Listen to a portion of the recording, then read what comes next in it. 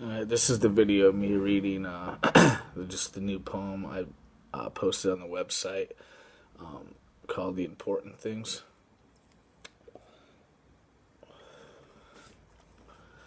The second best part of fucking her was the way her scent would leak into my skin and stay with me the rest of the day.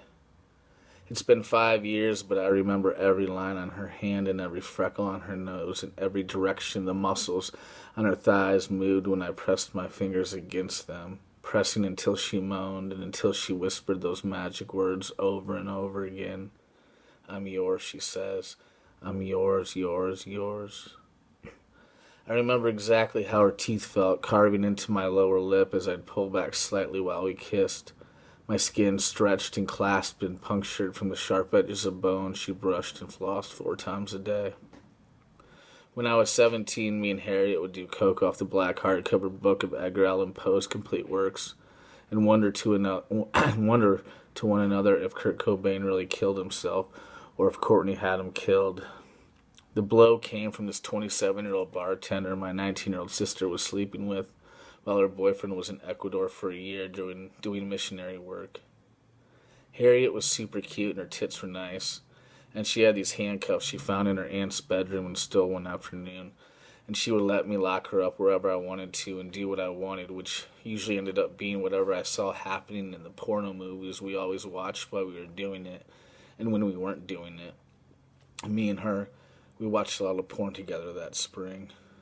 The summer before, after Harriet's grandma died and her mom and dad separated, and she all of a sudden hated being around either of them, as they tried peeling away those 20 years of comfort and normal with trendy haircuts just like the ones made famous by primetime sitcom stars, and gender-friendly social clubs that convene one night a week with vague dreams of inflatable passion, and a second chance at doing something so interesting that someone might ask them about it one day, or acquaintances from town might talk about it without them being present. On the hottest day in 4 years in the middle of August, stuck on her father's farm and unable to get a hold of me to drive to her and save her from a kind of fierce boredom, which only blossoms that ugly in the middle of nowhere, years before the internet and during a time when satellite cable dishes were just starting to surface in places still too rural for paved roads. Harriet tried to order a pair of silk pajamas, and the red nightie Nikki Taylor was barely wearing, from Victoria's Secrets, over the phone, but the voice on the other end hung up after Harriet finally admitted she only had a $2 bill and a Bazooka Joe comic strip in the pocket of a pair of shorts that were in a duffel bag in her father's car. So she threw a rock from the driveway as hard as she could at the television in the kitchen, then drank a fifth of Southern Comfort as she listened to Pulp on her headphones and cut her wrists after lighting 100 candles in the bathroom. Even though I can remember the specific places on her back that would make her gasp and her body dance when my fingers crossed them, tracing her sweet, honey skin while we laid in her bed after fucking, and even though I can remember exactly how hard and far inside of her pussy to slide my fingers to make her eyes roll all the way back inside her head, I couldn't tell you her middle name if you asked me, and I don't remember the names of her brothers or sisters, or where she was born since it was different than where she moved here from. I'm scared of getting to a place where dinner out becomes something planned, something we only do on Saturday night. I'm scared of existing in a place where long bouts of silence fill the space between questions about our days and a story about the copy machine at work. What is it about us that makes us seek our eventual misery? That makes us chase our own confinement? What is it about us that's so eager to stop exploring and discovering and experiencing? When Harriet was 20, she called me and told me she was pregnant. She told me she didn't know what to do. She told me she loved the guy who banged her into motherhood. He'd once been a star football player in high school who dreamed of fall Saturdays in a stadium and 70,000 people cheering for him. His last dreams, the ones that never came true.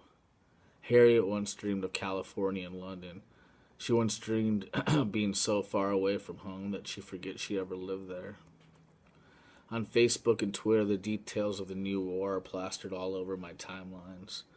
Blistering words that drip with anger as me and the rest of their friends are treated to a front row seat of the 21st century's new theater, the social media breakup.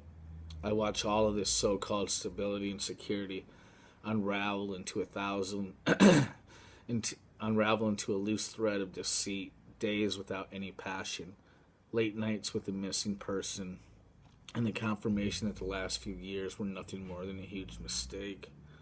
Instead of "I love you," it's "you're a whore," it's "you're a motherfucker," it's "you don't give a it's "you don't fuck me anymore," and it's "you guys were right the whole time." When she walked out of my door that last time 5 years ago, I felt alright about everything.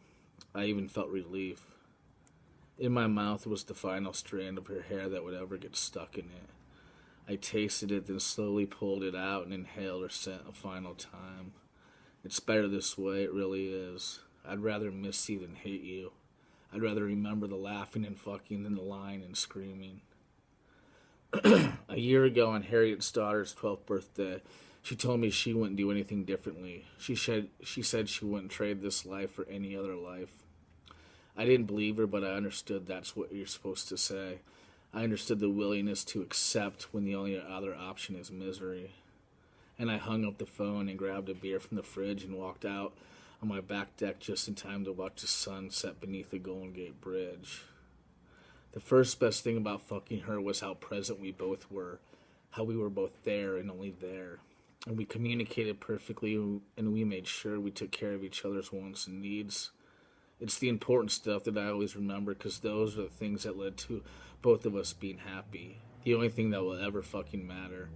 The only thing that's worth a goddamn thing when it's all said and done and we've all moved on. The end.